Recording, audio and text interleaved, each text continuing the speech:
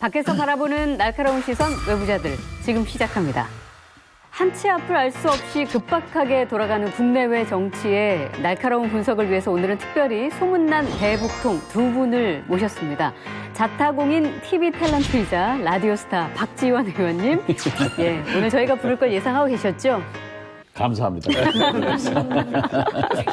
자, 그리고 또 한 분은 촌철살인 입담의 정오김 전 의원님 반갑습니다. 어서 오십시오.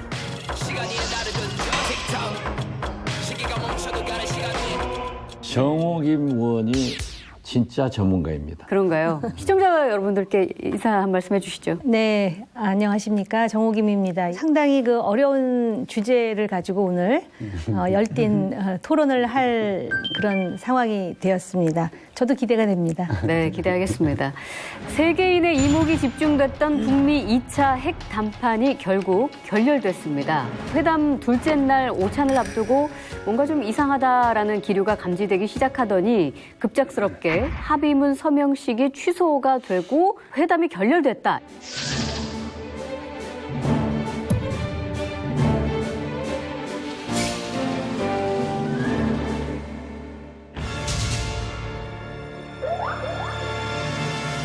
We had to walk away from that particular suggestion. We had to walk away from that. 우리가 요구한 것은 일부 해제, 이런 기회마저 다시 보기 힘들 수도 있습니다.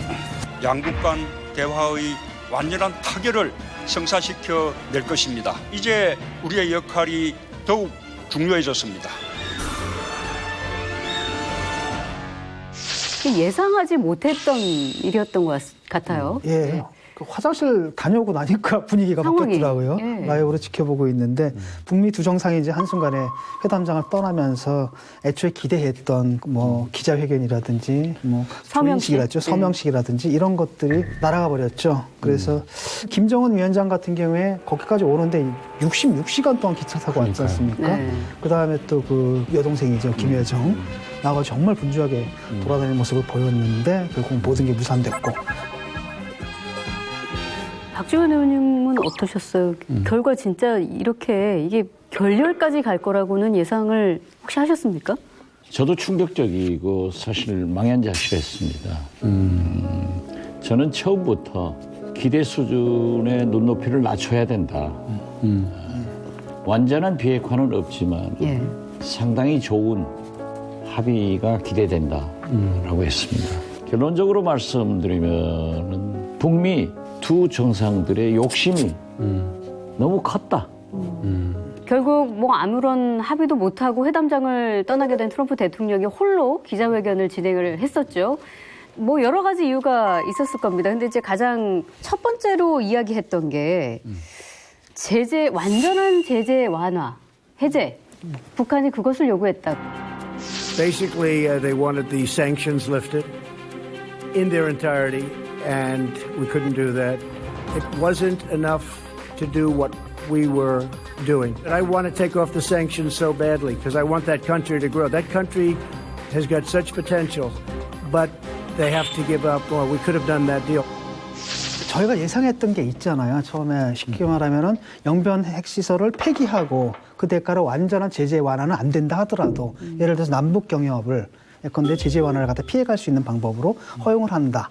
이 정도의 합의가 될 거라고 했는데 트럼프 대통령의 말을 들어보면 김정은이 영변 폐기할 테니까 전면적으로 완화해라. 이렇게 얘기를 했다는 거 아니에요? 영변은 확실히 할 텐데 플러스 알파를 얘기하지 않은 거죠. 그러니까 그다음에 이제 트럼프 입장에서는 그 플러스 알파 있잖아요. 플러스 알파를 니들이 해주겠다라고 했는데 이번에 북한의 사람들도 우리가 이 정보를 내놓으니까 깜짝 놀랐다고 하잖아요. 아마도 우라늄 농축 시설 뭐 이런 건 것 같거든요. 예. 그것까지도 내놔라고 하니까 쉽게 말하면은 서로 기대치가 너무 높았던 거죠. 가격이 안 맞은 거예요, 서로. 이게 딜을 했는데 네. 이쪽 북한은 영변 줄 테니까 전면적 경제 해제, 경제 제재 해제를 줘라라고 했는데 아니다, 더 줘라. 근데 그 더 플러스 알파가 고농축 우라늄 그것뿐만 아니라 미사일 시설, 무기 시스템 얘기도 했단 말이에요. 폼페이오 장관 플러스 알파로. 이게 이제 어디까지가 제시가 되는지 모르지만 어쨌든 가격이 안 맞은 거예요. 이번 회담에서 현실적인 제안을 제기했습니다. 전면적인 제재 해제가 아니라 일부 해제, 그러나 회담 과정에 미국 측은 용변지구 핵시설 폐기 조치 외에 한 가지를 더 해야 한다고 끝까지 주장했으며 미국이 우리의 제안을 수용할 준비가 되어 있지 않다는 것이 명백해져 있습니다. 저는 이번에 벌어진 사안을 저희가 분석할 때 거래의 달인이다. 제대로 정수를 보여줬다. 저는 그렇게 생각을 해요. 우선 뭐냐면 트럼프가 썼다는 자기 거래 기술이라는 책에도 기술이 사실 돼 있는 내용들이에요. 어떻게 보면. 누가 아파트를 보러 오면은 자기가 이제 팔려고 하는 아파트가 있잖아요. 이 사람이 살려는 의지를 갖고 돌아오잖아. 그러면 절대 사인을 하지 말라는 얘기가 있어요. 더 그 사람을 말하자면 애를 태우는 거야. 네. 그래서 함부로 사인하지 말라. 딱 있어. 계약서에. 이번에 딱 그거였잖아요. 왜? 미리 이제 밑밥을 다 깔아놨으니까 다음에 3차, 4차 회담하면서 더 큰 양보를 끌어내려면 이번에는 계약서에 사인 안 하는 거죠.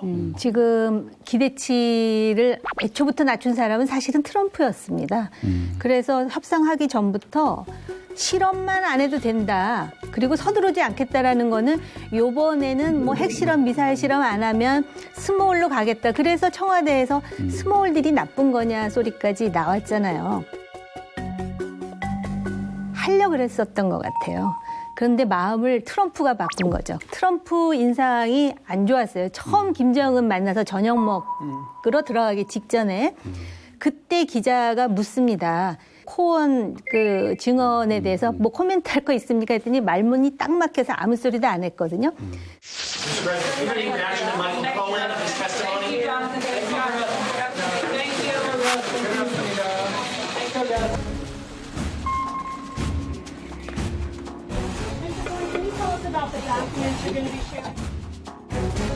Mr. Cohen, if you would please rise and I will begin to swear you in. He is a racist, he is a con man, and he is a cheat.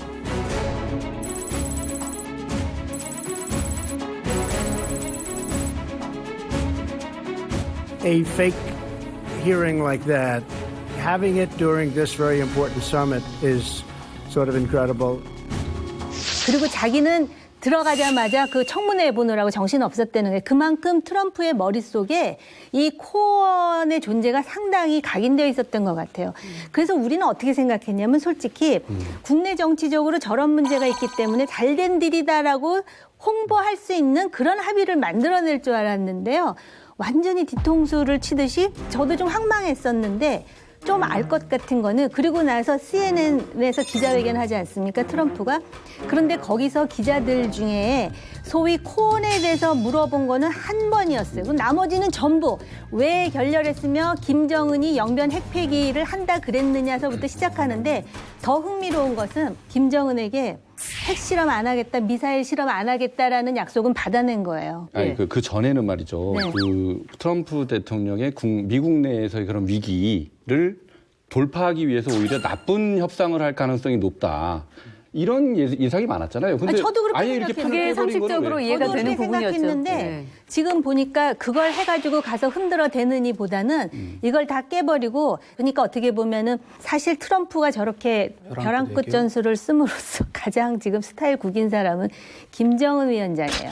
두 번째로 황망한 분 아마 문재인 대통령 아니시겠습니까? 손해는 김정은 위원장이나 문재인 대통령이 보았다. 김정은 위원장이 물론 살기 위해서 핵을 개발했고 이제 경제 문제로 살기 위해서 폐기한다는 것을 이번에도 완전히 보도를 했잖아요.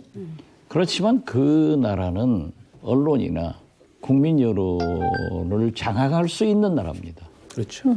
그러나 트럼프 대통령은 사실 코언 청문회를 할 때 모든 미국의 언론은 북미 정상회담에 관심이 없고 이걸 생중계하는 거예요. 7시간. 코언의 청문회를. 네, 코언의 청문회. 심지어 북미 정상회담을 라이브로 연결하지도 않았다고 합니다. 그렇죠. 예. 그래서 이번에 트럼프 대통령은 코언 청문회, 비상사태 법에 대한 의회 표결 이런 복합적인 게 나와서 나는 대북 제재 정책을 김정은 위원장이 완전히 해제해라. 도저히 할 수 없기 때문에 내가 깨고 왔다 하는 정치적 이익은 지금은 볼 거예요. 그렇지만 미국의 언론이나 학자들이나 민간 연구소에서는 분석을 잘하거든요. 그렇게 됐을 때 결국 손해는 트럼프 대통령이 훨씬 갖게 되고 특히 그의 대선 재선에는 빨간불이 들어오기 시작했다. 저는 그렇게 평가합니다. 아니 저도 지금 박지원 의원님 말씀에 동감하는 게 공화당에서조차 지금 그 트럼프가 후보로 나서지 못하는 상황이 될 수도 있다라는 예측이 미국 내에서 나오다 보니 승자야 물론 종신 집권을 할 수 있는 김정은일 수밖에 없는 정치적으로 그런 상황이겠죠. 아까 이익을 말씀하셨는데 이익의 개념이 트럼프는 다를 거예요. 그러니까는 예를 들어서 북한의 핵의 전반적인 폐기라든지 국제적인 무슨 비확산 체제 이런 것이 아니라 의원님 말씀하신 자신의 재선이라는 거대한 정치적 이해 때문에 계산을 해서 이러한 행보를 보이는 것은 맞는데 영변 핵폐기가 과연 북한 핵폐기냐 그건 아닌 거고요. 이번에 그 기자회견을 하는 걸 보니까 애초에 트럼프가 스몰 D를 생각했던 건 맞지만 그럼에도 불구하고 비핵화의 개념이 북한하고 다르다고 이제는 완전히 선언을 해버리더라고요. 비핵화 개념이 다르죠. 그래서 트럼프는 제가 볼 때 이성적인 정치인은 아니지만 그 소위 비용과 효과를 따지는 데는 매우 합리적이다. 네. 그런 면에서 우리는 또 다른 정치적 도전자가 생긴 거죠. 다루어야 될 불가예측적인 권력자가. 아까 이제 말씀해 주신 게 그 기자회견에서도 그런 이야기가 있었습니다. 추가로 발견한 굉장히 큰 규모의 핵시설이 있다. There are other things that you haven't talked about, that you haven't written about, that we found, and we have to have. That was done a long time ago, but the people didn't know about. Including And the we brought- uranium, we- including yeah. the second uranium enrichment plant. Exactly. I think they were surprised that we knew. 이 부분이 바로 그 플러스 알파 같은 네. 생각이 드는데 네. 여기는 어디를 말하는 거예요? 그러니까 이제 영변하면 우리가 플루토늄 핵시설을 생각하잖아요. 문제는 해커 박사가 들어갔을 때 영변에 고농축 우라늄 시설을 자기가 봤다는 거예요. 한 2,000개의 원심 분리기가 있었다.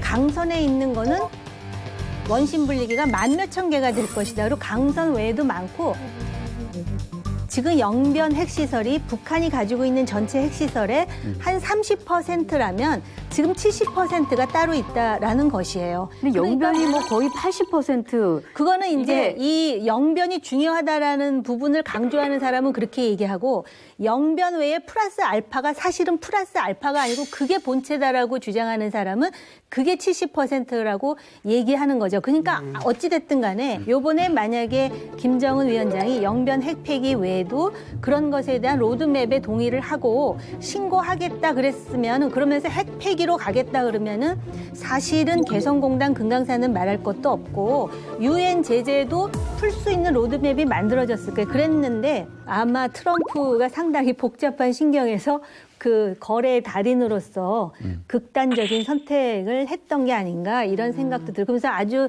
우호적으로 해서 헤어졌다 그러는데 그건 아닌 것 같아요. 밥도 안 먹고 헤어지는 거. 그런데 사실 플러스 알파 지역이 예. 과학적으로 입증된 것은 아니에요. 작년 7월 달에 뉴욕타임스가 미국 과학국제연구소 ISIS를 인용해서 고농축 우라늄 시설이 강성에 원심불기가 약 2,000개가 있다. 예.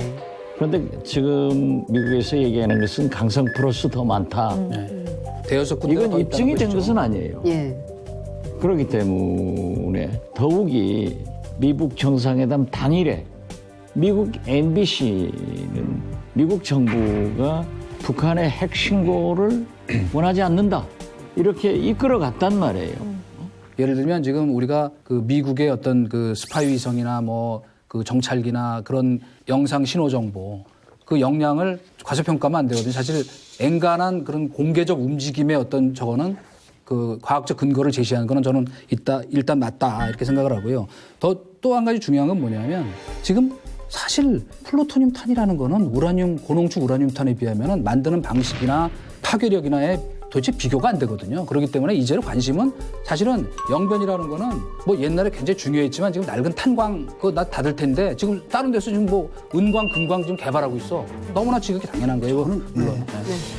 그러니까 트럼프 대통령이 뭐라고 얘기했냐, 합의문 갖고 왔다 그러잖아요. 내가 사인은 안 했다 그러거든요. 그러니까 사실 준비된 합의문은 있었다고 보고요. 그게 없었으면 정상회담을 하지를 않았겠죠. 근데 좀 전에 블랭크가 많아. 그다음에 무슨 뭐 새로운 시설 발견됐다 이런 것들을 갖다가 그 뭐 정상회담 전날 알았던 건 아닐 테고 그건 지금 시비를 거는 거예요. 저쪽에서는 영변 핵 폐기를 하고 그다음에 이쪽에서는 뭐 남북 경협이라든지 이런 식 또는 플러스 알파로 약간의 완화해주는 그런 선에서 하는 건데 아마도 이제 서명을 하려고 했는데 지금 코엔 청문회라든지 이런 게 있는데 이런 상황 속에서 이거 해봤자 이게 스몰딜이 된단 말이죠. 그러니까 아주 욕만 먹는단 말이죠. 그래서 조셉 씨가 이제 뭐라고 얘기를 했냐면 이 코엔 사건 때문에 이런 게 아니냐. 그러니까 실제로 그렇게 파기하고 가니까 CNN에 이제 평론가가 뭐라고 얘기했냐면 그래 나쁜 합의에다 사인하는 것보다는 안 하고 들어온 게 훨씬 잘한 것이다. 그래서 칭찬했단 말이죠. 이 김정은 위원장이 북한이 미국의 과학적 정보력과 모든 외교술에 이번에 당한 거예요. 과소평가. 제가 볼 때는. 그러니까 계속 아까도 제가 말씀드렸지만은 당일도 MBC라는 주요한 매체가 영변만 해당되지 그 이상 신고는 바라지 않는다.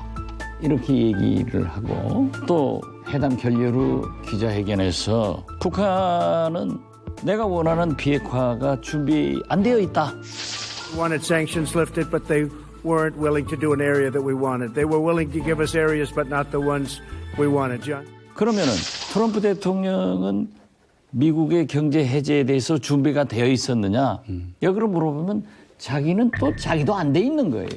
그렇지만 자기도 안 돼 있다고 얘기했죠. 모든 책임을 주었는데 어떻게 됐든 김정은 위원장으로서는 66시간 기차를 타고 왔어. 북미 정상회담이 결렬될 걸 알았으면 안 왔죠. 또 이틀간 네. 베트남에서 일정을 잡았겠느냐 이거죠. 그렇죠. 예. 그러니까 제가 볼 때는 영변 핵 폐기에 대해서 제재를 해제하라고 하는 데에는 미국 상황이 신통치가 않은 데다가 우리하고 똑같은 생각을 했을 것 같아요. 북한서도. 그러니까는 조금 더 밀면 트럼프가 줄 수 있다. 왜냐하면 싱가포르에서 그런 일이 있었어요. 한미연합훈련 중단 있잖아요. 의제에도 없었던 거예요. 근데 갑자기 그걸 주겠다고 그래가지고 미국 국방부가 거의 나가자빠질 뻔했다는 거예요. 그래서 이번에도 요 협상 바로 직전에 미국 언론에 어떤 보도가 나왔냐면 저 트럼프가 또 사고 칠 것이다. 그래서 아마 주한미군 감축하겠다고 그럴지도 모른다 그랬는데 지금 오히려 뒤집어진 얘기거든요. 그게 왜 그러냐면 영변 핵 폐기에 대해서 제재를 풀어달라니까 문제가 된 거예요. 만약에 제재를 풀어달라고 하려고 했었다면 핵을 다 폐기하겠다고 약속하는 게 맞아요. 그러면은 첫 번째 해야 될 일이 바로 자신들의 핵을 신고해야 돼. 왜 신고해야 되느냐? 물론 기술이 미국처럼 발달한 나라가 어디 있겠어요. 그런데도 미국이 못 찾는 게 있어요. 위성으로도. 그 첨단 위성으로도. 그게 뭐냐면 지하에 은닉되어 있는 고농축 우라늄 시설이에요. 만약에 지하에 은닉되어 있는 것까지도 모두 찾아낼 수 있는 그런 정찰 능력이라면 이집트에 있는 고대 문명이 하나도 안 남아났을 거라는 설이 있을 정도로. 그리고 강선에 있는 고농축 우라늄 시설도 지하에 있다라는 거 그런데 아닌가요? 그거는 찾아냈어요. 예. 그리고 또 한 가지. 정말로 김정은이 핵을 폐기할 생각이 있다면요. 이미 사례가 있잖아요. 카자흐스탄, 벨라루스, 우크라이나, 그리고 남아프리카 공화국. 폐기하면 돼요. 그런데 영변만 할게 뭐 이렇게 하는 거 봐서는 아직까지도 저는 그렇습니다. 제가 이거를 그동안 쭉 바라봐온 사람 중에 한 사람으로서 과연 김정은이 핵 폐기 의지가 있는가. 북한과 미국의 비핵화의 개념이 다르다라고 지금 이번 이제 회담 이후에 좀 정리가 되는 것 같은데 혹시 그 비슷한 맥락에서 회담이 결렬된 이후에 트럼프가 단독으로 기자회견을 하면서 사실 모든 언론이 왜 결렬이 됐는가 북한 이야기를 먼저 할 것이다라고 예상을 했는데 I think reasonably attractive news from Pakistan and India. They've been going at it. And we've been involved in trying to have them stop.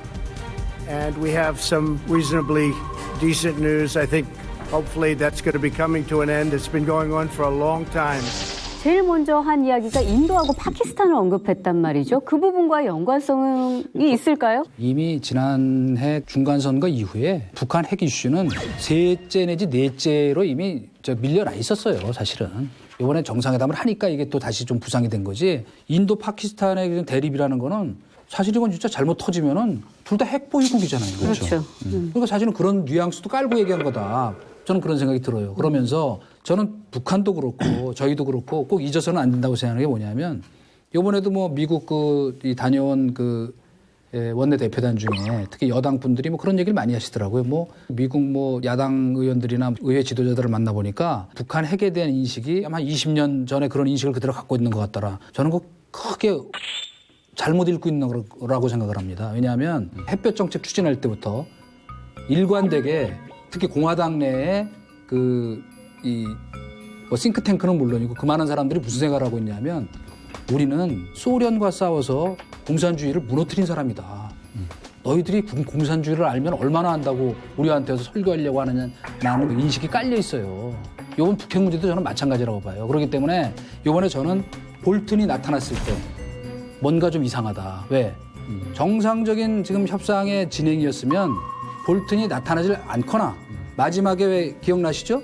앞에 볼튼 앞자리 비워놓고 볼튼만 확대 정상회담에 들어간 거. 원래 명단에 없었죠, 볼튼은. 명단에도 없었고 카운터파트도 없었어요. 그건 무슨 얘기냐면 트럼프라는 그 아주 독특한 리더십의 미국 대통령이 뭐 가끔 자기 개인기로 뭐 이런 것도 하고 저런 것도 하고 지금 뭐 얻어차기도 하고 또 저 충동적이고 저 즉흥적인 뭐 제안도 하고 하지만은 그러나 미국이라고 하는 시스템 안에서는 그 사람도 미국 대통령이기 때문에 볼튼 같은 매파 강경파들이 뭐를 얘기하는가를 절대 무시할 수 없기 때문에 다 잘랐는데 볼튼만 남겨놨잖아요. 그렇기 때문에 김정은 위원장 뭐 기차 타고 돌아가신다면 기분 나쁘겠지만 혹시 이 방송 보시면은 미국의 조야의 인식이라는 게 이렇게 생각보다 시스템이라는 게 이렇게 만만치 않다 하는 걸 알고 이제 앞으로 협상을 했으면 좋겠다. 우리는 북핵 문제가 우리 안보의 전부라고 해도 과언이 아니지만 미국으로서는 인도 파키스탄 갈등 그리고 미국의 뒷뜰 같은 베네수엘라에서의 저런 상황이 결코 경시할 수 없는 사안이에요. 그래서 트럼프가 하노이로 날라올 때 펜스 부통령을 콜롬비아에 보내서 베네수엘라의 그 야당 지도자를 만나지 않습니까? 그리고 지금 그 미국의 언론을 보면 대북 이 협상은 다 이제 화면에서 없어지고 인도 파키스탄 문제가 계속 올라오고 있다 그러거든요. 그게 우리가 처한 현실이죠. 북한 핵 문제는 남북 간의 문제가 아니고 북미 간의 문제다. 그렇기 때문에 북미 간에 협상하는 거예요. 인도나 파키스탄 다 핵을 가지고 있지만은 그 핵을 가진 목적이 자기 나라의 방어용이지 북한처럼 미국을 공격하겠다. 우리가 본토를 공격할 수 있다. 이렇게 공언하는 나라이기 때문에 미국이 이렇게 나서서 비핵화하려고 하는 거니까 결국 시간을 주면은 북한 핵은 더 발전하고 더 강해져요. 그래서 제가 볼 때는 지금 이 돌파구는 트럼프, 미국 정부의 스탠스, 김정은, 북한의 스탠스를 볼 때 희망이 있다. 그런데 이것을 돌파할 수 있는 사람은 역시 문재인 대통령께서 주도적으로 나와가지고 특사를 보내건 남북 정상회담을 하건 그 할 수 있는 사람은 세계에서 유일하게 문재인 대통령밖에 없기 때문에 한반도 평화를 위해서 문재인 대통령이 다시 나설 때다. 저는 그렇게 사실상 촉구를 하는 거예요. 지금 그렇기 때문에 저는 문재인 대통령의 역할이 중요하지만 정말 어려운 상황에 닥쳤다. 이렇게 보는 겁니다. 현실이죠, 그게. 예, 트럼프 대통령이 이번에 기자회견에서 이런 얘기를 했죠. It was a very interesting 2 days, and I think actually it was a very productive 2 days, but sometimes you have to walk. 속도를 내서는 안 된다라는 얘기죠. 그거는 자기 미국뿐만 아니라 한국에 대한 메시지도 될 겁니다. 그런데 본인은 정작 북미 관계에 있어서 걸음도 제대로 못하는 그런 상황에 처해 있잖아요. 돌아가면 지금 뭐 여러 가지 다른 문제가 자기 지금 뭐 대통령 지위가 왔다 갔다 하는 상황이기 때문에 근데 지금 모든 키는 미국이 쥐고 있잖아요. 문재인 대통령이 한반도 운전자론을 말씀하셨지만 사실은 냉정한 판단에서는 그건 옳지 않은 말이잖아요. 키를 미국이 갖고 있는데 우리가 무슨 운전을 합니까? 근데 이제 이런 여러 가지 딜레마 상황인데 저는 원점에서 시작하되 이제는 정말 냉정하게 갔으면 좋겠다. 그리고 냉철하게 갔으면 좋겠다. 15년 걸릴 수도 있다라는 전문가 얘기가 있잖아요. 비핵화에. 그러니까 그거를 염두에 두고 국민들한테 너무 과한 기대를 불러일으키지 말고 지금까지 좀 그런 면이 있었잖아요. 국내 정치에 활용을 좀 했고 이제는 그렇게 하지 말고 차분하게 냉정하게 멀리 보고 가자. 그런 자세가 필요한 거 근데 아니냐. 이미 그 단계로 온 것 같아요. 왜냐하면은 이번에 정상회담 전에 대통령 지지율을 봤거든요. 하나도 안 올라왔어요. 오히려 0.9%가 떨어졌더라고요. 국민들은 냉정해졌어요. 국민들은 냉정해진 거예요. 그래서 이건 굉장히 지루한 협상이 될 것이다. 네. 왜냐하면 그때는 한참 기대감이 올라갔을 때조차도 국민들은 그렇게 판단한 거거든요. 우리 토론에서도 한국 정부의 역할이 필요하다는 말씀이 나왔지만 실제로 트럼프 대통령이 돌아가면서 문재인 대통령과 전화 통화를 하며 김정은과 대화해서 결과를 알려달라 이렇게 중재를 당부했다는 거 아니겠습니까? 아니 그러니까 예. 제가 이제 그 말씀 드리려고 그래요. 그 영변뿐만이 아니라 북한에 있는 모든 핵과 관련한 프로그램을 내놓지 않으면 개성공단 금강산뿐만 아니라 난 철도도 도로도 다 해주고 싶은데 원산 뭐 관광은 말할 것도 없고 아마 그렇게 행동을 하시면 보수층 지지도 상당히 받으실 거라고 저는 생각을 해요. 그게 국익에도 맞는 것이고 이제는 실제로도 그래요. 김정은이 움직이지 않으면 트럼프를 움직일 수 없어요. 아마 트럼프가 거기까지 거래의 달인이라 거기까지 생각해가지고 가서 그렇게 얘기하라고 전화로 얘기하지 않았겠습니까? 저는 지금 말씀대로 사실은 이 말을 저는 잘 뜯어 읽어봐야 된다고 생각해요. 그건 무슨 말이냐면 내가 당신 말 듣고 쟤들이 뭐 다 뭐 비핵화한다고 그러니까 만나서 2번이나 했는데 완전히 아니더라. 이런 뜻으로 읽히더라고요. 그러니까 사실은 입지가 굉장히 어려워진 게 이번에도 보세요. 자꾸 과속한다는 얘기 나오는 거에 대해서 뭐 아니다. 뭐 희망적인 얘기 뭐 많이 이번에 띄웠는데 얼마 전에 신한반도 체제론 얘기하면서 무슨 김칫국 마시는 얘기 먼저 하고 있었잖아요. 게다가 미국과 북한 간의 그 핵 문제를 놓고 그렇게 치열하게 패 들여다보면서 폭파하고 있는데 배팅 자금은 내가 될 테니까 마음 놓고들 한번 해봐 이거였잖아요. 근데 그게 결국 무산됐잖아요. 그러니까 이거는 사실은 그 여러 가지 그 이 상황적 여건으로 봐도 매우 옹색하게 됐다. 뭐 정석은 자 북에 가서 자 여차여차 이렇게 돼서 당신들이 좀 더 과감한 핵 리스트를 포함한 신고하지 않으면 안 된다라고 과연 얘기할 수 있겠느냐. 오히려 거꾸로 그쪽에서도 당신 말 듣고 저 트럼프 만났는데 이거 전부 딴소리 하고 있잖아. 이런 양쪽에 끼인 이상한 그 옹색한 처지가 될 가능성이 더 많은 거 아니냐는 걱정이 있는 거죠. 두 분의 말씀은 그건 조금 지나친 과장이다 이렇게 표현을 합니다. 제가 작년에 4번 북한을 방문했고 문재인 대통령께서도 두 분이 말하는 식으로 다 얘기를 하고 저 같은 사람도 김영남 위원장이나 김정은 위원장께도 똑같은 얘기를 했어요. 미국이 그때는 핵신고 리스트를 내놔라 했기 때문에 이번에 내놓지 않으면은 미국의 힘에 북한이 큰 코 다칠 수 있다. 이런 정도 얘기는 다 합니다. 그렇게 우리나라 대통령이 저자세로 할 것 같은 그런 것은 아니다라고 하는데 사실 저는 늘 강조를 한 게 남북 간의 경제협력 문제 100가지를 합의해도 북미 간에 안 풀리면 하나도 안 된다. 그래서 이번에 문재인 대통령께서 신한반도 체제나 경제협력에 대해서 조금 앞서간 문제를 저도 지적을 했어요.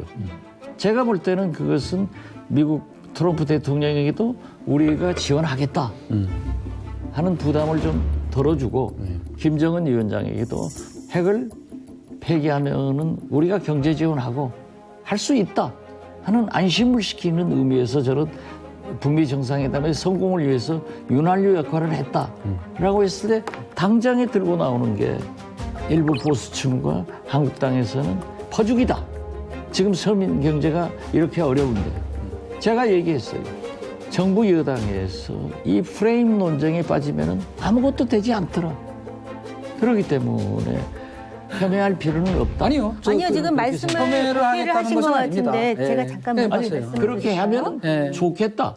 아니 이걸 그러니까 강조하는 거예요. 걱정하는 거죠. 아니요 하라는 거예요. 그 대신에 지금 영변만 얘기하고 모두 폐기하겠다라는 공약을 하지 않으니까 대한민국 정부가 이렇게 중간에서 어렵지 않느냐 이거를 설득하라는 것이지 제가 아까 그랬잖아요. 퍼주라고 폐기한다는 전제로 우리의 딜레마는 조금씩 폐기하더라도 한 개라도 남아있으면 그건 우리는 영원히 그 인질일 수밖에 없다는 거죠. 왜냐하면 대량 살상 무기이기 때문에. 그래서 아까 원점에서 다시 시작하라는 뜻이 아니라 기본적인 출발선은 그거여야 된다라는 부분을 강조드리는 거고. 근데 그 목표 자체는 제가 볼 때 비현실적이거든요. 그리고 이제 그렇게 말씀하시잖아요. 예를 들어 한꺼번에 그러니까 핵무기 하나도 남김없이 다 폐기하라 이렇게 간다는 건 제가 볼 땐 비현실적이다. 로드맵을 아니요, 내놓으라는 그러면은 현실적으로 가능한 그러니까 목표는 당연히 그거지. 누구든지 다 20-30년 그건데. 아니 영변 핵폐기만 할 것이면 아니요. 거기에 맞는 그 급분만 받으면 되지 영변 핵폐기하고 다 폐기하지 않으면서 제재를 해제하라 그러니까. 자, 자유한국당하고 나 민주당하고 지금 우리 사회가 지금 의견이 둘로 갈라져 있는 부분들을 보게 되면은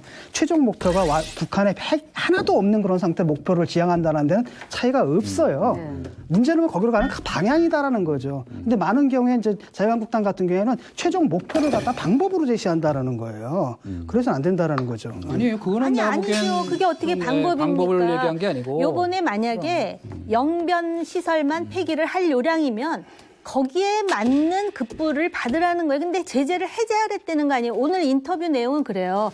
기자회견 내용은 그건 다 하겠다 그랬다, 김정은이. 그런데 경제 제재를 풀라 하니 내가 못하겠다는 게 트럼프의 얘기예요. 얼마나 진실에 가까운 얘기인지는 모르지만. 저는 생각을 해봐요. 항상 상상을 해봐요. 북한이 우리가 영변을 갖다 폐기하면 미국에서 경제 제재를 전면적으로 해주겠다 이렇게 믿고 거기 왔을 것 같지는 않거든요. 그렇지는 않죠. 그렇기 아니, 때문에 그래서 트럼프 얘기를 글자 그대로 받아들여서는 안 된다라는 거예요. 아니, 그래서 제가 말씀드렸잖아요. 영변을 하면은 트럼프 때 가했던 제재를 풀어달라 그랬는데 트럼프 임기 중에 가했던 제재라 하더라도 유엔 결의를 통한 제재인데 트럼프가 아무리 거래의 달인이라 하더라도 지 맘대로 못 푸는 거예요. 현실적으로. 의회가 있고 또. 아니 그럼 다 풀겠다고 약속하고 리스트라도 내던지. 그거 아니잖아요. 지금 어디에 못을 하나씩 벗겠다고 그러는데 벗은 발만 보인 건지 자켓을 벗은 건지 지금 모르는 상황에서 다 달래니까. 트럼프라는 분이 그냥 이거를 흐지부지하고 넘어갈 사람이 아니고 왜 이게 결렬됐는지를 이제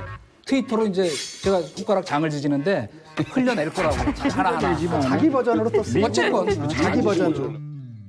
어쨌든 향후에도 만날 의지가 있음을 내비쳤습니다. 트럼프는.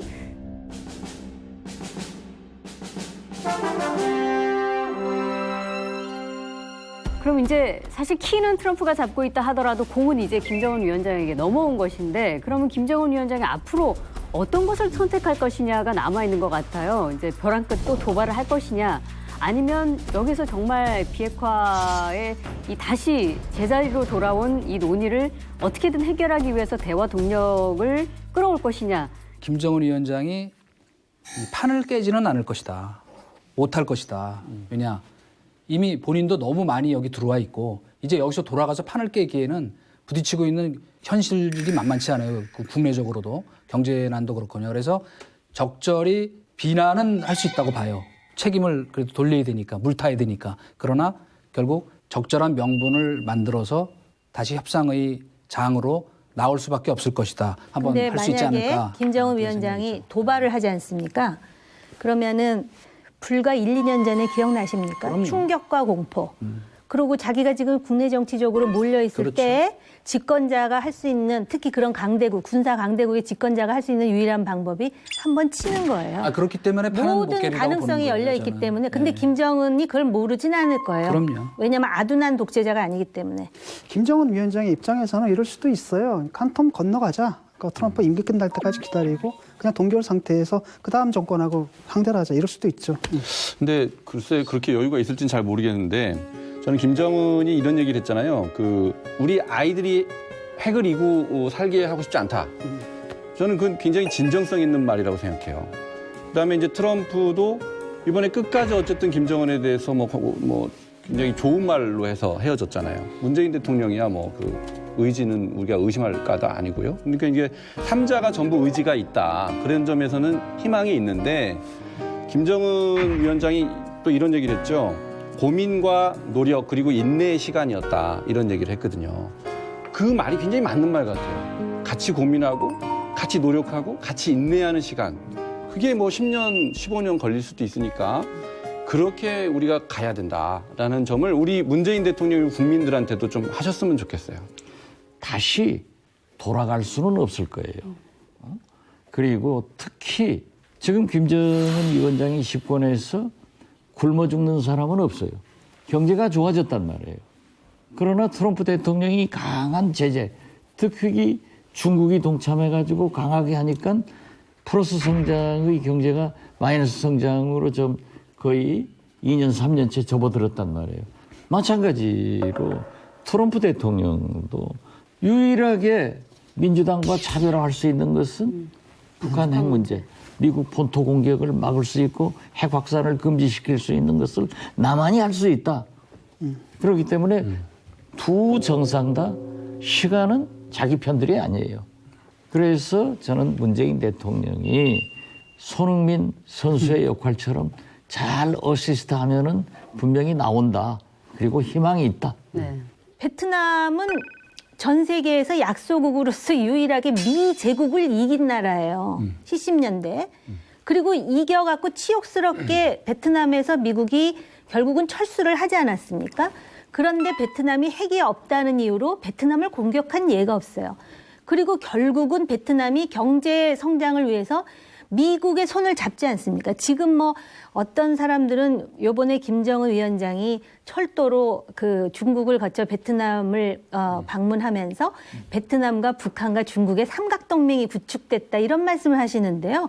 어불성설이에요. 베트남은 미국하고 가깝지 중국하고 가까울 수가 없어요. 전쟁을 한 지정학적으로. 나라인데. 그렇습니다. 그래서 중국하고도. 72년에. 예, 베트남과 관련해서 김정은 위원장이 제가 볼 때 젊은 나이에 상당히 전략을 가지고 있는 그런 권력자라면 그런 부분을 좀 각인할 필요가 있다는 생각이 들고요. 그 미국의 모 전문가가 이런 얘기를 하더라고요. 도이모이 베트남의 개혁에 대해서 북한이 관심이 많아서 할롱베이도 가고 또 베트남 자동차 공장도 방문한다 그러는데 절대로 따라할 수가 없다 그래요. 그 이유를 두 가지로 들더라고요. 한 가지는 베트남은 어쨌든 공산화가 돼서 남베트남이라는 게 없다. 그런데 지금 북한 입장에서 가장 무서운 존재는 우리 대한민국이라는 거예요. 체제 경쟁에서 이미. 그리고 두 번째, 베트남은 권력이 분점돼 있죠. 서기장하고 주석하고 총리가 나눠갔지만 김정은 같은 권력이 전 세계에 어디 있겠습니까? 그래서 그렇게 지적을 하더라고요. 그래서 우리가 논의를 할 때 그러면은 단 한 개라도 있으면 우리는 안 되는 거잖아요. 북한 핵이. 그리고 정말로 폐기한다 그러면 철도 아니라 뭐라도 만들어주면서 공생을 도모해야 되겠죠. 거기서부터 논의를 출발해야 된다고 저는 생각합니다. 네. 여러분들께, 당원 동지 여러분들께 인사 올리겠습니다. 자유한국당 황교안 신임 당대표 체제가 출범했습니다. 어차피 대표는 황교안이라는 대세론에는 이변이 없었죠. 정책정당, 민생정당, 미래정당으로 자유한국당을 과감하게 바꿔 나가겠습니다. 자유파의 대통합을 이루어내겠습니다. 문재인 정부의 폭정에 맞서서 국민과 나라를 지키는 치열한 전투를 시작할 것입니다, 여러분. 감사합니다. 앞으로 우리 당이 어떻게 잘 하나 되어 갈 수 있을지 치유가 된 부분이 많이 있고 앞으로도 그런 갈등의 문제. 뭐 하노이 소식에 살짝 묻히는 감이 없지는 않았지만 뭐 많이 묻혔죠, 뭐. 많이 묻혔죠, 사실. 전당대회 초기만 해도 처음에 시작됐을만 해도 이제 여러 뭐 쟁쟁한 인물들이 나와서 아주 재밌는 게임이 될 것이다라고 했는데 그 일정 문제로 사실 대부분의 후보들이 사퇴를 해버리고 딱 세 분만 남지 않았습니까? 그때부터 좀 분위기가 가라앉았고 그래서 투표율이 25.4%인데 이게 이제 지난번 탄핵 직후에 있었던 자유한국당 그 투표율의 율보다 조금 모자라는 거거든요. 그래서 네. 높게 나왔다고는 할 수 없는 거죠, 이게. 그래서 1위가 황교안 후보고요. 득표율이 이제 50% 과반은 넘었습니다. 그리고 오세훈 후보 득표율이 30%, 김진토 후보 득표율이 18.9%, 한 거의 19% 정도 나왔죠. 예. 뭐 말씀하시길? 처음부터 어대왕 아니었어요? 어대왕이죠. 네, 어대왕이었죠. 그렇기 때문에 저는 이번에 보면은 일반 국민 여론조사에서는 오세훈 후보가 50.2 그리고 일반 선거인단 예. 에서는 황교안 후보가 55.8 역시 민심은 오세훈 당심은 황교안. 박근혜당 황교안. 이렇게 나타났다. 민심과 저는 당심이 그렇게 너무 네. 분리됐잖아요. 저도 이제 좀 주목했던 게 이제 김순례 최고위원 후보하고 그다음에 이제 김준교 청년 후보. 두 분 뜨겁게 맞이해 주시기 바랍니다. 공개하라! 5.18 공산명단 공개하라! 언론에서 대서특필되고 많은 비판을 받았습니다. 달을 가리키는 손가락이 아니라 바로 달 자체를 보아주십시오. 만약 그 달이 우리 대한민국을 망하게 하는 달이라면 무슨 수를 써서라도 끌어내려야지 않겠습니까? 이 사람들이 어떨 것인가를 봤는데 김순례 최고위원 후보가 3등을 했어요. 네, 3등. 그 5.18 망언 때문에 이제 지명도를 싹 받았죠. 그런데 김준교 이 사람도 알려진 사람이 아니었잖아요. 무슨 저 자유한국당에서 활동을 했던 사람도 아니고. 그런데 이 김준교 후보가 2등을 했단 말이에요. 2등. 그러니까 그 막말을 했던 사람들이 굉장히 성적이 좋았어요. 막말의 효과를 본 두 사람이라는 거죠. 그러면 얼만큼 일반 민심과 자유한국당의 분위기가 멀어졌는지를 확인할 수 있는 전당대회였다. 네. 이렇게 봅니다. 그래서 이 지금 국민이 개혁 보수 정당으로 가기를 바라는 자유한국당의 어떤 그 당내 상황이 여론과는 많이 다르다라는 것이죠. 그래서 솔직히 더불어민주당에서 얼마나 많은 먹잇감을 제공하고 있습니까? 좀 표현은 좀 거칠었습니다만은 여러 가지 쟁점이 나옴에도 불구하고 근데 5.18 망언으로 아주 쓰나미같이 본인들한테 그냥 독박을 쓰는 상황이 돼버렸잖아요. 보수 정당으로서 자기 혁신이 전제되지 않는다면은 자유한국당의 미래가 불투명한 거 그게 중요한 게 아니죠. 한국 정당 시스템, 정치 체제, 정치 발전 이런 문제를 낳을 수 있다라는 점에서 요번에 그 5.18 망언으로 윤리위에 해부된 당사자들에 대해서 황교안 대표가 어떤 그 조처를 취하느냐가 통합의 주역이 될 것인지 아니면 교환 영색으로 머무를 것인지를 판단해 줄 수 있는 잣대가 되지 않을까. 제가 이렇게 강력하게 말하는 거는요. 보수 정당에 대한 애정이 있어서 그래요. 아니, 그러니까 뭐 이제 새롭게 당 대표가 됐으니까 이제 그 징계 절차도 진행이 되는 겁니까? 박지원 의원님께 여쭤보고 싶었는데 그거 진행되는 걸로 제가 오늘 뉴스에서 들었는데 잘못 들었나요? 기자분들 위해가지고 우선 20대 국회에 들어와가지고 윤리위원회 해부된 안건을 모두 처리하기로 합의를 봤습니다. 앞으로 접수된 윤리 안건 적시적시 처리하기로 합의를 봤습니다. 뭐 진행되는 것으로 알고 있는데요. 네. 잘 아시다시피 국회윤리위원회가 부실을 한 적이 한 번도 없기 때문에 저는 관심이 없습니다. 어떻게 됐든 부정적으로 보시죠. 한국당의 전당대회는 제주는 김진태 후보가 부르고 과실은 김순례 의원이 따먹었다. 이렇게 보이고. 아니 그러면은 이번에 이렇게 당심과 민심이 분리된 이 득표 결과가 나왔는데 이 1, 2, 3위 가운데 일반 국민 투표로는 1위를 한 오세훈 후보는 이제 민심을 확보한 거 아니겠습니까? 그럼 이 오 후보는 앞으로 어떻게 가야 될까요? 이제 정치 구단의 입장으로서 보셨을 때. 이 한국당 구성원들이 되게 해바라기성 근성이 있어요. 홍준표 전 대표가 가장 현역 의원들이나 파벌이 컸거든요. 그런데 황교안 후보의 당선이 60%로 된다 하니까는 보따리 싸가지고 다 돌아갔어요. 지금 홍준표 의원 전 대표 앞에는 현역 의원이 한 사람도 없대요. 그 원래 전당대회라는 게 그런 거죠. 저는 역대 모든 정당에서 아니 될 사람한테 보따리 싸고 하는 게 다 대세였지 우리나라에서 언제 자기 신념에 따라서 공천 떨어질 것 같은데 가서 줄 선 사람은 저는 국회의원 중에 거의 본 기억이 없는데요. 그래서 우리는 오세훈 전 시장이 내년 공천을 위해서 황교안 대표한테 귀순할 거다. 귀순할 것이다. 또 홍준표 대표도 그렇게 될 것이다. 예.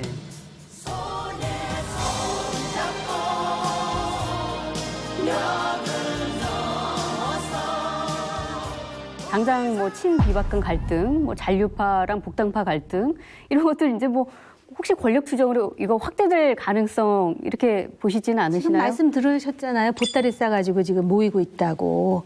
제가 볼 때는 예. 황교안 대표가 경선 과정에서도 줄기차게 보수 대통합을 강조를 했어요. 저는 그분의 캐릭터로 봐서 대통령 후보를 꿈꾸고 있기 때문에 다 포용해서 보수 대통합을 이루는데 박차를 가할 겁니다. 만약 그렇게 되면은 성공하는 거예요. 그렇게 본인도 이제 말씀은 그렇게 하시는데 지지 기반이 과연 그거를 용납할 거냐라는 좀 저는 의구심이 있습니다. 누가 뭐라 그래도 그 친박 쪽에서 절대적으로 지원했던 분들 아니에요? 아마 그런 지지 세력과 자기가 가고자 하는 방향과의 괴리를 어떻게 극복할 거냐. 저는 이게 황교안 지금 대표한테는 가장 큰 숙제다 이렇게 생각합니다. 그러니까 그 옛날부터 예. 선거가 끝났으면 지지층을 버리고 가야 성공을 해요. 그래서 강을 건넜으면 뗏목을 버려라. 근데 그걸 끌고 다니면은 절대 성공 못하니까. 사무총장 임명한 거 보면 뭐 글쎄요. 그 방향이 보이는데요. 첫 인선에 친박, 골수, 원조를 임명하는 것을 보면은 또 조금 이상한 점도 있다. 저도 한성교 의원을 좋아하고 참 훌륭하신 분인데 그분은 어떻게 됐든 먼저 박근혜 친박 그분을 또 사무총장으로 임명을 했더라고요. 그러니까 누가 뭐라고 하더라도 한국당은 박근혜 당으로 다시 돌아갔다. 미래로 가지 못하고 과거로 돌아갔다.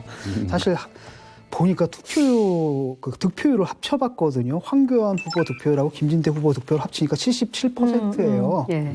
사실 굉장히 우경화돼 있다라는 거죠. 그리고 저는 대한한국당인가? 무슨 당? 대한애국당? 그 보수통합이다라는 건 대한애국당이랑 하면 딱 될 것 같거든요. 지금 두 당이 따로 있을 이유를 모르겠거든 나는.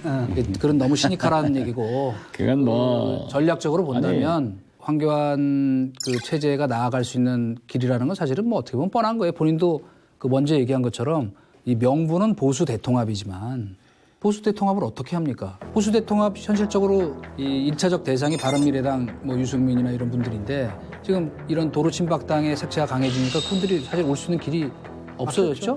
그러니까 일단은 뭐 문재인 정부의 폭정에 반문연대 싸우겠다 하는 게 이제 현실적인 그 로드맵이 될 수밖에 없는데 그럼에도 불구하고 지금 내년 이제 국회의원 총선까지 가는 과정에서 인적 쇄신 이게 어느 정도 이루어지지 않으면 말하자면 도로 친박당이라는 공세가 강해지면 어떻게 되냐면 그 당 내에서도 분열적 요소가 커질 것이다. 최악의 경우에는 TK 친박당으로 쪼그라들 수 있다고 하는 위기의식을 갖고 대응을 해야지 이번에 드러난 그 민심과 당심의 괴리라는 게 그게 가장 단적인 예잖아요. 우리가 황교안 대표에 대해서 알고 있는 정보가 별로 없어요. 관료로서 잔뼈가 굵었기 때문에 그 관성이 보여요, 사실은. 우려처럼 보이는 어떤 냉소와 비난을 본인이 모른다고 생각하지 않습니다.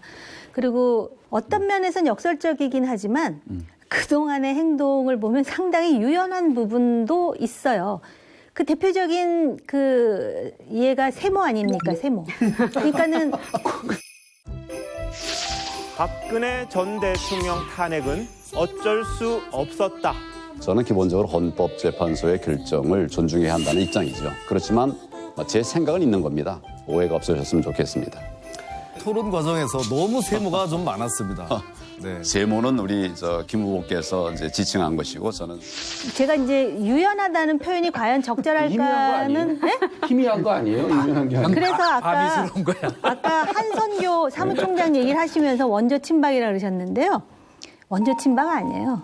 박은 박인데 그냥 비스무리한 박이에요. 탈박이지. 거의 뭐 그렇기 때문에 그런데 이왕이면 뭔가 참신한 이런 사람을 기대했을 수도 있고 어차피 황교안 체제에서 그 예상하고 있는 그 예상치를 벗어나지 않았다라는 회의감 같은 거를 표출하고 싶은 부분도 있는데요. 절대 단정하지 마십시오. 정치는 생물이라며요. 그런데 어떻게 합니까? 우리가 당장 트럼프하고 김정은하고 저렇게 깨져서 갈 것도 모르면서 황교안 체제를 너무 단정하지 마십시오. 그리고 더 중요한 건 아까 얘기하신 것처럼 앞으로 한국당이 이제 지금 황교안, 나경원 체제인데 황나 체제 어떻게 갈까요? 케미가 좀 잘 맞게 갈까요? 어떻게 보십니까? 그게 바로 황라땡인가? 어떻게 갈까요? 케미가 좀 잘 맞게 갈까요? 어떻게 보십니까? 그게 바로 황라땡인가? 아니 그래서 뭐 황교안, 나경원 대여 땡큐. 투쟁에 있어서는 황교안, 나경원 땡큐 상황이 벌어질 가능성도 있나? 뭐 이런. 민주당에서 하는 얘기예요? 그게? 아직 나오지는 않았습니다. 공식적으로 나온 이야기가 아니라. 전 되게 재미있는 구도라고 생각하는 게 이제 법조로는 황교안 대표가 나경원 원내대표에 비해서 한참 선배죠. 선배. 근데 정치계에서는 황교안 대표는 전혀 원내 경험이 없잖아요. 국회의원 한 번도 안 해본. 그 나경원 대표는 이제 4선 의원이고 네. 황교안 대표가 이제 원외 인사란 말이에요. 원외 인사. 대표더라도 원외 인사면 상당히 그 좀 한계가 있더라고요. 네, 그래서 자칫 잘못하다가는 웬만한 리더십 아니면 나경원 원내대표한테 끌려갈 수도 있겠다. 이게 갈등의 소지가 될 수도 있겠다 이런 그런 생각을 해봤어요. 만만치 않은 인물들이에요, 둘 다. 그리고 총선까지 같이 가요. 원내대표하고 그렇죠. 당대표가. 그런 부분도 있고. 그리고 나경원 원내대표가 솔직히 원내대표로서 기대한 것만큼 과연 대여 투쟁을 잘하고 있는가에 대한 많은 이야기들이 있지 않습니까? 솔직히 잘 못하잖아요. 아직까지는 본인의 역량을 다 발휘했다고 보여지지 않아요. 근데 그런 부분을 큰 그림으로 황 대표가 품어주면서 그러면서 그 지금 정부의 어떤 문제에 대해서 통렬하게 꼬집고 나간다면 모든 가능성은 열려 있습니다. 야, 근데 와 이분의 이제 보면 인격을 보게 되면 일단 공안 검사 출신이잖아요. 그다음에 또 굉장한 전도사 자격증 갖고 있는 굉장한 기독교인이고 그래서 이제 기독교 근본주의 세력들의 절대적인 지지를 받고 있고 박근혜 탄핵받은 박근혜 정권의 또 총리였잖아요. 그럼 대충 이걸 합해 보면은 그냥 나오거든요. 바운더리가 왜 이분이 됩니까? 왜 정책 영향을 어떻게 획득했으며 누구한테서 그 정책 영향을 얻을 수 있는가가 딱 보이는데 사실 태극기 집회가 핵심이거든요. 태극기 그 부대가 핵심이란 말이죠. 그래서 저는 그거 한번 궁금해요. 이분이 정말 선거에 한번 나가볼까? 왜 보선도 있잖아요. 대표로서 원래 이 원외 대표의 한계라는 게 굉장히 생각보다 큽니다. 그렇죠. 왜냐하면 거의 국회라는 장에서 싸움이 다 일어나기 때문에 그래서 저는 이렇게 생각해요. 역할 분담을 정확히 하는 게 좋겠다. 저는 강력한 대여 투쟁을 못하고 있다는 불만이 있음에도 불구하고 원내 문제는 그 나경원 대표에게 맡기고 본인은 이제부터 당의 개혁과 이미지 쇄신, 인재 영입 여기에 중점을 두는 것이 본인의 대선 가도에도 맞고 지금부터 어떤 인물들을 주변에 포진시키느냐 하는 것이 관건이 될 것이다. 그런 생각이 드네요. 지금은 저도 듣는 얘기지만 너무 벌써 그 친박 의원들한테 둘러싸여 있다는 비판이 많아요. 뭐 대표는 대표고 원내대표는 원내대표인데 사실 북미 정상회담 모든 언론이 그쪽으로 국민 관심도 그리 가 있을 때 한국당에서 검찰총장실에서 의원총회를 하고 거기를 점거하는 것을 보고 한창 몰라도 모르는구나. 네. 정치는 타이밍이에요. 그렇기 때문에 잘 하기를 바라고 결코 황교안 대표가 녹록한 분은 아니다. 제가 법사위원이기 때문에 저 개인적으로는 친해요. 그런데 아주 빈틈이 없고 너무나 완전하기 때문에 오히려 대권을 꿈꾸고 사실 뭐 대권을 꿈꾸는 게 아니라 그리 가는 거 아니에요. 네. 대표하면서 털어낼 것, 얻어맞을 것 다 과감하게 하는 거예요. 자기 신변 정리를 하면서 내가 대통령이 되면은 이렇게 하겠다 하는 당내 인사부터 인재부터 그렇게 보이면은 성공을 할 것이고 잘못하면은 나경원 대표한테 쫓아다니는 꼴 될 것이다. 이렇게 봅니다. 네. 자, 외부자들과 함께 해주셔서 고맙습니다. 박지원 의원님 감사합니다. 네, 감사합니다. 광화문 광장을 중심으로 전국에 만세 외침이 울려 퍼졌습니다. 3.1운동 100주년을 기념하는 행사들이 각계각층에서 줄을 이었는데요. 정부에서도 100주년 맞이에 아주 분주한 그런 한 주를 보냈죠. 3.1절을 앞두고 독립운동가 묘역을 참배하고요. 또 전시 상황을 제외한 처음으로 백범 기념관에서 국무회의를 개최했다고 합니다. 네. 또 독립운동가 다큐멘터리에 참여한다거나 또 3.1절 100주년 기념식 당일에는 광화문 광장에서 열리는 이제 중앙 기념식에 참석하기도 했고요. 네. 아주 다양한 활동을 하고 있습니다.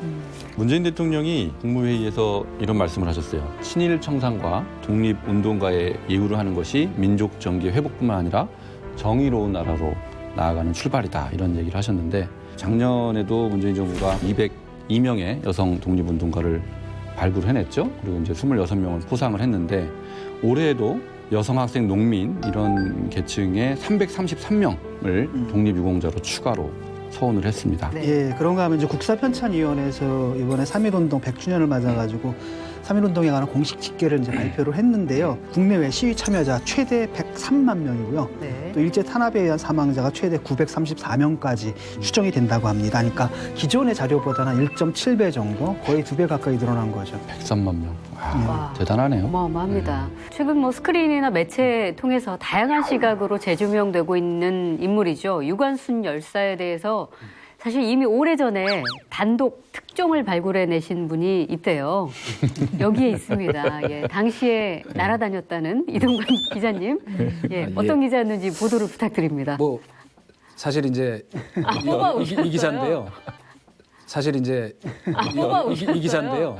사회부 기자 시절에 제보를 받고 유관순 열사가 이제 체포되시기 전에 숨어 있었다는 독을 가서 취재해서 그 스토리를 쓴 적이 있었어요. 근데 왜 이게 이제 의미가 좀 있냐면은 사실은 그 유관순 열사의 행적에 대한 자료가 생각보다 많지가 않아요. 그러니까 이 마지막에 체포됐었던 그 상황에 대한 증언 이게 나름 굉장히 의미가 있고 또 그때 고증을 이렇게 종행을 해보니까 딱 맞더라고요. 기사 내용은 뭐 간략히 말씀드리면 우리로 치면 재당숙인데 그분이 살아계셨어요. 그때 9살이었는데 상황을 아주 생생하게 기억을 하시더라고. 독에 이제 갑자기 들이닥치니까 거기 숨은 거예요. 근데 끌어내려고 하니까 있는 힘을 다해서 일본 현병을 때렸는데 뺨을 맞고 쓰러진 사람이 거의 반나절 동안 거의 혼절을 하고 있었을 정도였대요. 그 뒤에 어쨌건 이제 끌려가서 서대문 형무소에 있을 때 이신애라고 유명하신 이분도 여성 독립운동가인데 이분이 같은 방에서 같이 또 모의를 해서 3.1운동 1주년 기념 그 시위를 옥중에서 벌인 거예요. 그분이 들었다고 증언을 했어요. 독에 숨어 있다가 잡혔다. 그거를 당시 성신여대 이현희 교수님이 또 증언을 해줬기 때문에 딱 맞춰보니까 100% 맞더라고요. 그리고 원래는 굉장히 날씬하고 예쁜 미인이었답니다. 근데 저희가 이제 보고 있는 사진은 고문을 당해서 얼굴이 부은 거였지요. 근데 참 짠하더라고요. 근데 이제 유관순 열사의 그 기록이 없잖아요. 참 없잖아요. 그런데 이제 없는 이유는 유관순 열사가 해방 때까지는 우리 국민들한테 거의 알려지지 않은 그런 인물이었는데 해방 이후에 이런저런 사정으로 해서 이제 발굴이 돼서 알려지게 됐죠. 그러니까 이제 흔적 같은 게 남아 있기가 어려운데 제가 이제 그 유관순 열사의 2심 판결문을 구해서 읽어봤어요. 3.1 운동이 있은 2개월 후에 1심에서 6년 판결을 받고 항소를 해서 2심이 열렸는데 이 사건에서 11명이 피고인으로 등장을 해요. 그런데 판결문에 그 범죄 이유가 쭉 나오는데 거기서 유관순 열사가 제일 먼저 나와요. 제일 앞에.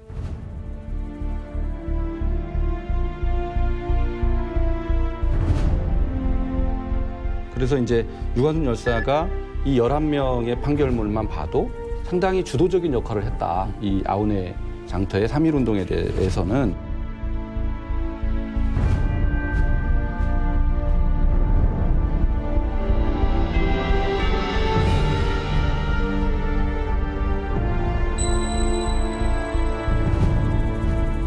유관순 열사에 대해서도 생각보다 기록이 많지 않다 이런 말씀을 하셨는데 우리 독립 역사에서 여성 독립운동가에 대한 기록은 거의 전무하다시피 하다고 하죠. 그래서 문재인 대통령도 그동안 묻혀왔던 여성 독립운동가 역사 발굴을 강조한 바가 있고 이번에 유관순 열사에게 국가유공자 최고 등급인 건국 훈장 대한민국장을 추가 서운했죠. 그런데 유관순 열사에 대한 이런 재평가에 대해서 약간 의견들이 조금 나뉘고 있는 것 같습니다. 여러분들은 어떻게 생각하시나요? 저는 뭐 역사라는 건 항상 그 시대 변화에 따라 재평가할 수 있는 거기 때문에 지금 또 더구나 우리 유관순 그 열사는 어쨌든 3.1 운동의 아이콘이잖아요. 그렇기 때문에 상징성이 있죠. 그렇죠. 그러니까 공적도 공적이지만 최고 등급의 서운을 한다 그래서 문제될 것은 없으나 다만 이제 형평성에는 조금 문제 제기가 충분히 있을 수 있는 것은 예를 들어서 임시정부 초대 국무령을 하셨던 석주 이상용 선생이나 지금으로 치면은 수백억이 되는 돈을 갖고 간도에 가서 독립운동하셨던 우당 이회영 선생 같은 분들도 사실은 지금 3등급이시거든요. 같은. 아이고야. 그러니 형평성의 문제도 충분히 있기 때문에 한번 차제에 전체적으로 이런 상황을 놓고 재평가하고 재검토하고 하는 작업이 좀 필요하지 않을까 그런 생각이 듭니다. 유관순 열사의 어떤 그 서훈에 대해서는 사실은 뭐 이의를 제기하는 사람들은 저는 없으리라 보여요. 그런데 이제 유관순 열사 외에도 독립운동을 했는데 아직까지도 그게 이렇게 제대로 확인되지 않고 파묻혀져 있는 그런 그 경우가 많은 것 같아서 우선 그런 분들을 찾아내는 일이 우선인 것 같다라는 생각을 좀 해봤어요. 이제 기준인데 이제 그 기준이라는 게 사실 좀 관료주의적이잖아요. 그러다 보니까 우리 머릿속에 독립운동은 떠오르는 게 안중근, 윤봉길, 그다음에 김구 선생, 그다음에 유관순이거든요.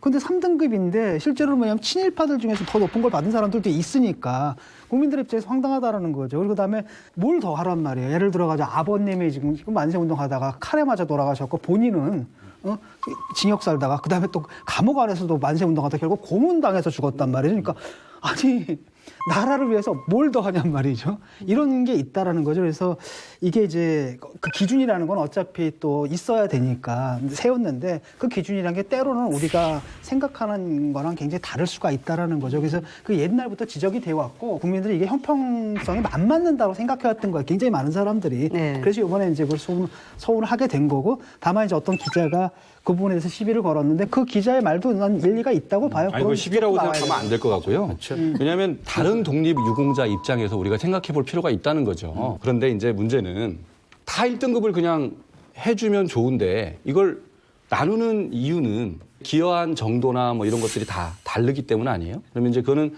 정확하게 평가를 하지 않으면 다른 분들이 상당히 그 형평의 문제성 을 제기할 수 있기 때문에 조심스러운 거거든요. 아까 뭐 이혜영 선생도 3등급이라고 그러셨죠. 단재 신채호 선생이 2등급이거든요. 근데 이제 이런 걸 보면 1등급은 다른 그 유공자들과의 형평의 문제에서 좀 문제가 제기될 수 있다, 충분히. 지금 1등급이 되신 거잖아요. 그러니까 그거는 그것대로 인정을 하되 이 일을 계기로 해가지고 특히 여성 독립운동가들 아직까지 우리가 미처 그 확인하지 못한 그런 분들의 공적에 대해서 발굴하는 그런 작업이 이제 시급하다는 거죠. 요번에 물론 이제 정부에서 상당히 많은 여성 독립운동가들을 이제 또 소개하는 그런 움직임이 있어서 참 고무적인데 그 시대에 여성들이 독립운동을 했다라는 거는 남성들이 한 독립운동과는 또 차원이 다른 이야기거든요. 그래서 바로 그 말씀이죠. 네, 그 계기로 더 많은 공개 그리고 또 그런 분들이 어떠한 역할을 했는지를 또 우리가 배우게 되면은 한국인이라는 거에 대해서 더 큰 자부심을 가질 수 있겠죠. 유관순 열사의 대한민국장 서훈과 함께 최근 여성 독립운동가들에 대한 재조명이 이어지고 있는데요. 우리 외부자들 중에는 이제 여성 독립운동가 하면 어떤 인물들이 떠오르시나요? 여성주의가 이제 활발하게 일어나면서 인터넷이라든지 신문에 연재되는 것들이 있는데 정말 여성들이 엄청나게 많이 참여를 했거든요. 그 중에서 이제 하나가 뭐였냐면 그 기생들이 만세운동을 조직을 해요. 그냥 아침부터 점심 밤까지 야산까지 올라가서 거기서 소리를 지르고 뭐 이런 식으로 그 묘사가 된 걸 보면은 아주 대단했거든요. 그래서 전혀 우리가 알지 못했던 수많은 여성들의 이름들이 지금 사실 발굴하면 엄청나게 나옵니다. 예를 들어서 영화 암살 속에서 왜 전지현 씨가 맡았던 그 역 안호균의 실존 인물로 알려진 그 남자연 의사라고 있거든요. 이분은 이제 60세의 나이에 일본군 군사령관 암살을 기도했고요. 또 국제연맹에 우리 독립 의지를 알리기 위해서 이제 혈서를 쓰는데 손가락을 잘라가지고 그 손가락을 편지 동북에서 보냈다고. 굉장히 열렬한 분이죠. 근데 이제 저한테 그 여성 독립운동가를 물어보신다면 뭐니 해도 최근에 그 미스터 선샤인에 나왔던 저의 이상형 고혜신. 양반 자제로 태어났는데 불꽃처럼 살겠다 이렇게 해가지고 총을 들었잖아요. 남장을 하고 최초의 여성 의병장입니다. 이제 여성 의병대를 만들어가지고 만주로 가서 학교를 세워가지고 2세들을 가르치고 이제 그런 역할을 했다고 합니다. 안중근 의사의 어머니 조마리아 이분이 그 아들한테 쓴 편지 기가 막히지 않습니까? 너무 단호하게 말씀하시더라고요. 네가 항소를 한다면 그것은 일제에게 목숨을 구걸하는 짓이다. 다른 마음 먹지 말고 죽으라. 김구 선생 어머니 그 광락원 여사 같은 분도 정말로 훌륭하신 민족의 어머니다. 항상 나의 아들이 되지 말고 그 대한민국의 아들이 되어라. 생일상을 차려주겠다고 돈을 모았던 모양이에요. 그 어려운 환경에서도. 그러니까 그 돈을 나한테 달라. 그래서 그 돈으로 권총을 2자루 사가지고 아이고 걸려지면서 이거로 독립운동해라. 내가 지금 이 와중에 생일상 받게 됐냐. 하여튼 뭐 이런 분들이 계셨기 때문에 훌륭한 독립운동가들이 나오신 거고 그래서 오늘 또 우리가 있는 거죠.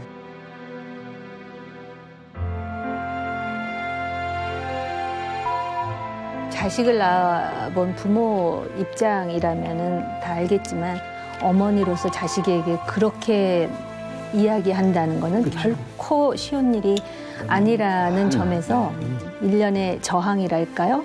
이러한 그 행동을 하고 또 가르침을 주었다라는 것에 대해서 좀 더 많이 부각되었으면 좋겠어요. 이런 부분. 그동안에 이제 흔히 그렇게 시니컬하게 얘기를 하잖아요. 히스토리가 결국 히즈 스토리냐, 남자들의 얘기냐. 그러니까 그 과정에서 이제 망각됐던 헐 스토리 이걸 이제 복구해야지 제대로 된 의미의 역사가 완성되는 게 아니겠느냐 이런 지적이 있는데 이 경우에 아주 특히 타당한 것 같아요. 사실은 저도 놀랬거든요. 와, 여성들이 어떻게 보면 여성들이 다 한 것 같은 느낌이 들 정도거든요. 정말 신분, 고하, 귀천 이걸 가리지 않고 모든 여성들이 정말 결정적인 역할들을 했는데 아무것도 모르고 있었던 거예요. 그냥 우리는 그냥 딱 하나 유관순 이것만 알고 있었던 거죠. 현실적으로는 좀 쉽지 않은 게 이 유관순 판결문에도 보면요. 11명이 나오는데 그중에 나이가 제일 많은 분인데 신씨라고만 나와요. 저게 없지. 옛날에는 또 이런 거 예전에는 우리도 뭐 그 묘비 봐도 뭐 씨 이렇게만 돼 있지 이름이 없잖아요. 여자들은. 그렇죠. 네, 그래서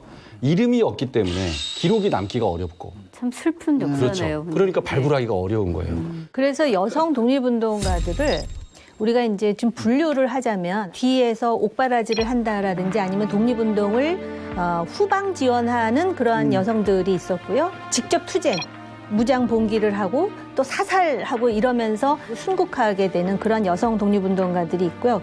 그리고 이제 엘리트 독립운동가들이 있죠. 그러니까 직접 입할 독립선언문을 주도하여 쓴다라든지 그리고 아까 기생독립단 말씀하셨잖아요. 강압적인 국가 권력에 저항하기 위해서는 시빅 소사이티라고 해서 시민사회라는 게 필요한데 그 시민사회의 역할을 할 수 있는 단체가 없었는데 기생들이 이제 그 단체가 있는 거니까 얼마나 그 당시에 천대받고 또 멸시를 당했겠어요. 근데 진주를 중심으로 해가지고 진주하면 우리가 논계를 생각을 하는데 그 여성 기생들이 단체를 만들어서 독립운동, 태극기 운동을 했다는 거 아닙니까? 그리고 이제 우리가 유관순 누나에 대해서 얘기를 했는데 그 당시에 그 서대문 형무소의 8번 방 거기에 그 옥고를 치르는 여성 중에는 독립운동 하다가 만삭의 몸으로 들어와가지고 거기서 애를 낳고 그래서 유관순 열사가 자기가 그 받은 콩밥 그거를 놔뒀다가 그 산모에게 주고 뭐 그런 진짜 피눈물 나는 스토리가 굉장히 많아요. 여성 독립운동가에 대한 기억을 되살리는 것과 함께 3.1운동 100주년을 맞아서 우리 사회가 잊지 말아야 할 것들은 어떤 게 있을까요?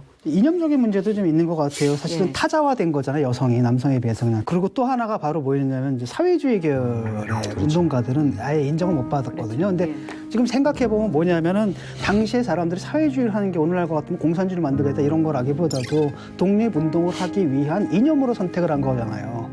그러니까 이 사람들이 독립운동을 할 때 가장 일제랑 치열하게 싸울 수 있는 이념이 뭐냐라고 해서 대부분의 사람들이 그때 사회주의 운동을 선택을 했던 거고 베트남 전쟁만 해도 사실은 이게 공산주의를 위한 전쟁이었다기보다도 베트남 사람들은 거의 민족해방 전쟁으로 생각했던 거잖아요. 그런 측면이 있는데 이게 너무 이념대로 단죄되다 보니까 그 사회주의 계열에 정말 훌륭한 일을 했던 그런 분들은 완전히 망각되고요. 또 상당 부분은 뭐냐 북한에서는 또다시 그 사람들 배반당하거든요. 그러니까 남에서도 고아가 되고 북한에서도 고아가 돼가지고 이런 사태가 벌어진 거죠. 김원봉 선생이 대표적이죠. 예, 김원봉 선생 같은 경우는 북한에서도 감옥에서 죽은 걸로 알고 있거든요. 네, 배반당했죠. 배반당하고. 이념을 쫓아서 북한을 사회주의로 오판하고 올라가서 배반당한 케이스가 거의 뭐 100%라고 보여지는데요.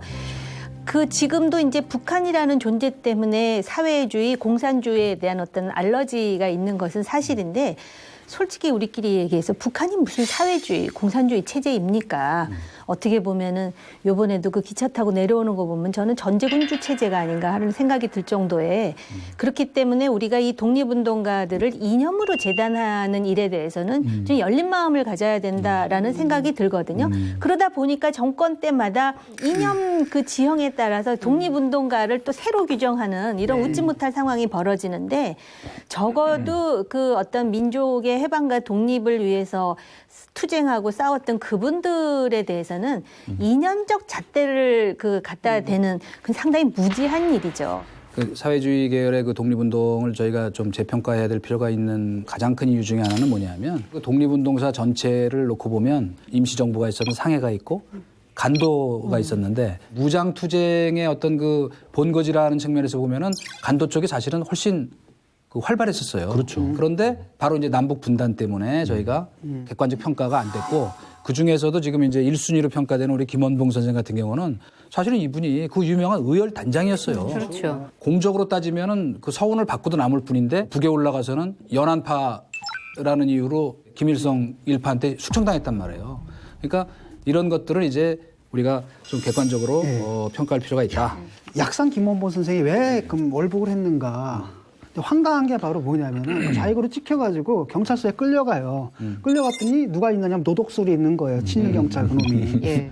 고문을 당해요. 그러니까 이분이 울면서 북한으로 넘어간 거거든요. 근데 재밌게도 뭐냐면 이 노독술 이분은 대한민국 국가 훈장 받은 거거든요. 그러니까 이 독립운동가를 우리가 평가를 할 때는 독립운동에 기여를 했는가 이걸 기준으로 하는 게 제일 맞는 것 같아요. 사후적인 어떤 기준이 아니고 독립운동. 말이 독립운동가 하잖아요. 그 말에 정확하게 맞게끔 평가를 하는 게 옳다라고 생각을 합니다. 예. 눈 덮은 길을 걸어갈 때 함부로 걷지 마라. 오늘 내가 걸어간 그 길이 뒷사람의 길이 되리니. 독립을 염원했던 백범 김구 선생의 말입니다. 3.1운동 100주년 기억하는 것을 넘어서서 오늘 우리가 만드는 이 한순간 한순간들이 새로운 100년의 역사를 만들게 된다는 것을 가슴에 새기는 그런 계기가 되길 바랍니다. 오늘 외부자들하고 우리 정 의원님은 처음 함께 하셨는데 소감이 어떠셨는지, 다음번에 혹시 또 나와주실 의향이 지금 있으신지. 아니 저는 연애 오락 프로라고 처음에 말씀을 하셔가지고 연애 오락 프로요? 가볍게 왔는데 오늘 정말 세 분 그리고 박지원 의원님으로부터 좋은 말씀을 많이 들어서 앞으로 우리 식자들이 이런 논의를 뭐 이념이라든지 이런 거에 그 구속되지 않고 정말 진정한 미래를 향하는 이런 논의를 좀 많이 해야 되지 않나. 아주 훌륭한 프로를 채널A에서 만드신 것 같습니다. 함께해 주셔서 고맙습니다. 감사합니다. 네.